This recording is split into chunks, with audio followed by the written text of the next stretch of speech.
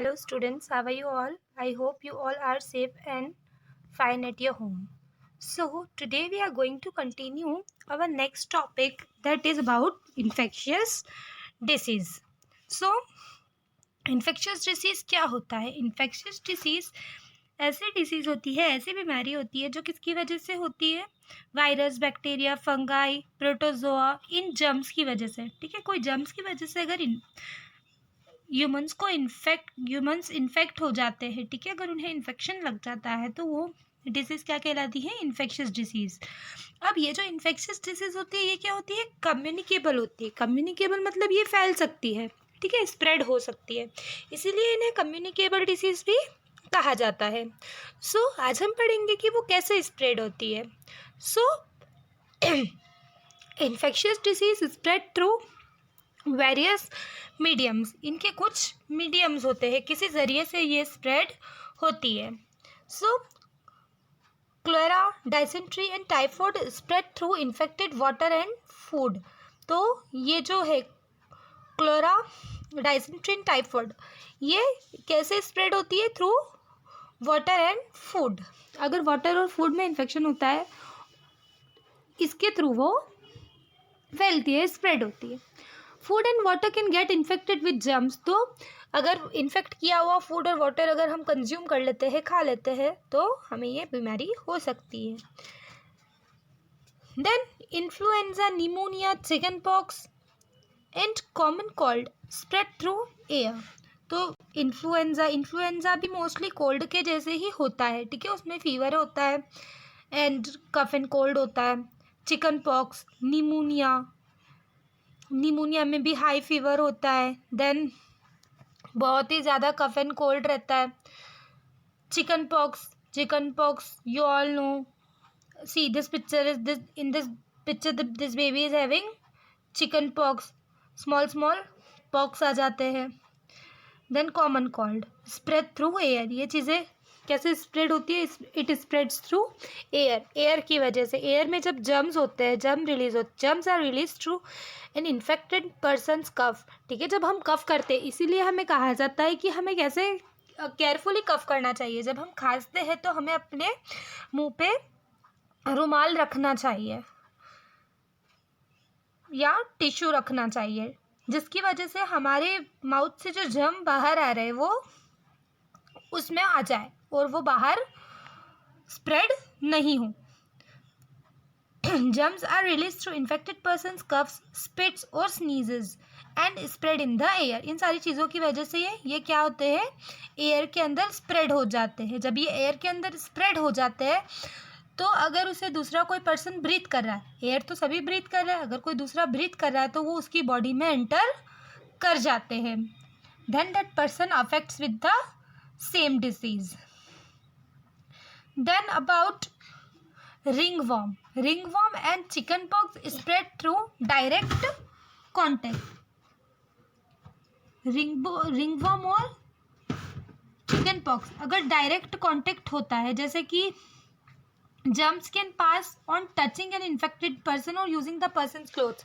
अगर infected person को touch करते हैं या उसके क्लोथ्स को यूज़ करते हैं तो उसकी वजह से भी ये चीज़ें स्प्रेड हो सकती है।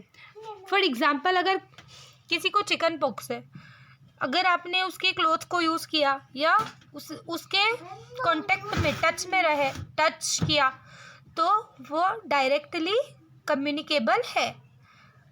Malaria, dengue and plague spread through insects. Malaria, dengue and plague, ये सारी चीज़ें इंसेक्ट से स्प्रेड होती है। Insects like mosquito and flies spread this disease.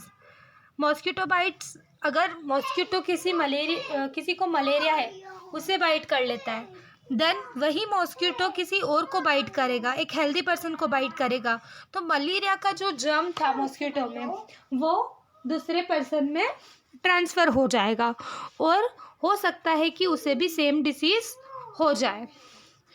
So we should take care that हमारे आसपास गंदगी ना हो, मॉस्किटो, फ्लाइज, ये सारी चीज़ें ना हो, ताकि हम इन कम्युनिकेबल डिसीजेस से बच सके। Then prevention of infectious diseases. अब हमने पढ़ लिया कि इन्फेक्शियस डिसीजेस कैसे स्प्रेड होती है। Now we will learn about the prevention, हम इससे कैसे बच सकते हैं. So the best way of preventing the spread of an infectious diseases is by keeping the surrounding clean. हमें अपना आसपास का जो सराउंडिंग है वो कैसी रखनी चाहिए, क्लीन रखनी चाहिए, तो हम इन्फेक्शियस डिसीज से बच सकते हैं. जर्म्स ब्रीड ऑन गार्बेज, जो जर्म्स होते हैं वो कहाँ पे ब्रीड होते हैं, कहाँ पे बनते हैं, गार्बेज में. ठीक है, जहाँ पे कचरा ज़्यादा होता है वहाँ पे जर्म ज़्यादा होते हैं, और जहाँ पे जर्म ज़्यादा होते हैं, कचरा ज़्यादा होता है, वहाँ पे लोग बीमार ज़्यादा पड़ते हैं. सो हमें अपने सराउंडिंग को क्लीन रखना चाहिए, साफ़ सुथरा रखना चाहिए. Garbage should be disposed of in covered dustbin, और गार्बेज कचरे को हमें कहाँ डालना चाहिए, कवर्ड डस्टबिन में, जो कि ऊपर से कवर्ड हो. खुले में हमें कचरा नहीं फेंकना चाहिए. We should also keep ourselves clean, और हमें अपने आप को भी हमेशा साफ रखना चाहिए. Houses should be airy and should let in enough sunlight, और हमारे घरों में इनफ सनलाइट पहुंचनी चाहिए, हमें विंडोज ओपन करके सनलाइट को अंदर आने देना चाहिए. From time to time sunlight kills germs, क्योंकि सनलाइट क्या करती है, सनलाइट जर्म्स को किल कर देती है. ठीक है, सनलाइट किल्स जर्म्स. देन और हम कैसे बच सकते हैं, हम many diseases like measles, polio, tetanus, TB, diphtheria are controlled through immunisation, vaccination.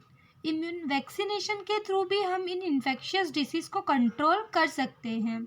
ठीक है, यहाँ इसमें क्या होता है कि एक वैक्सीन जो होती है वो इंजेक्शन के थ्रू हमारी बॉडी में डाल दी जाती है ताकि हम उस बीमारी से बच सकें. तो टीबी, टीटनस, पोलियो का जो वैक्सीन है, हम अक्सर सुनते हैं कि पोलियो का वैक्सीन स्टार्टिंग से ही बच्चों को लगाया जाता है to prevent this disease. So who invented it, the British physician Edward Jenner performs first vaccination.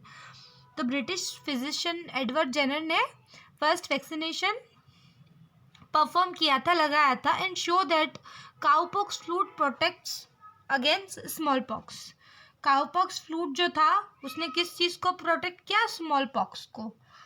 Small pox भी चिकन पॉक्स जैसे होते हैं, उसमें भी जो स्मॉल पॉक्स होते हैं, ठीक है, दाने होते हैं, वो आ जाते हैं बच्चों की बॉडी पे. So I hope you understood it till now. If you have any doubts, you can ask me in the comment section below.